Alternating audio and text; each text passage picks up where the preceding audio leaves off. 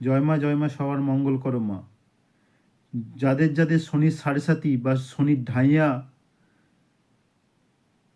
আছে কুষ্টিতে, বিচার করেছেন কুষ্টিতে, দেখলেন শনির আমার সাড়ে সাতি চলছে, মানে খুব খারাপ সময়,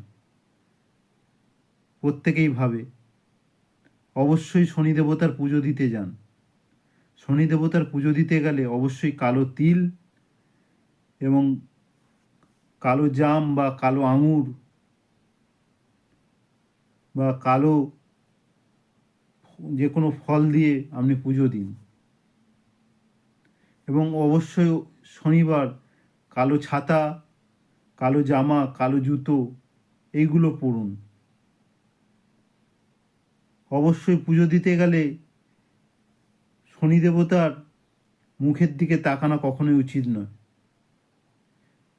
তাতে শনির কুদৃষ্টি লেগে যেতে পারে। অবশ্যই শনি দেবতার পায়ের দিকে তাকান।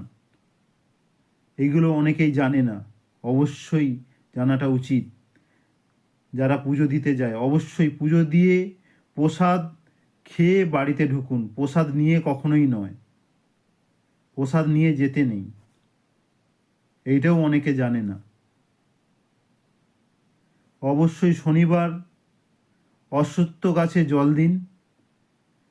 অশ্বত্থ গাছের সামনে সর্ষের তেলের প্রদীপ জ্বালান, সর্ষের তেল দিয়ে, দেখবেন আপনার অনেকটাই শনির কুদৃষ্টি থেকে বেঁচে যাবেন। এবং শনিবার কোনো গরিব ব্যক্তিকে কালো ছাতা, কালো জামা বা কালো জুতো দান করুন। শনিবার কখনো ঝাঁটা, নুন এগুলো কিনতে নেই। এইগুলো করে থাকুন, অবশ্যই দেখবেন ফলাফল অবশ্যই ভালো আসবে। শনির সাড়ে সাতি বা শনির কুদৃষ্টি থেকে আপনি অবশ্যই বেঁচে যাবেন।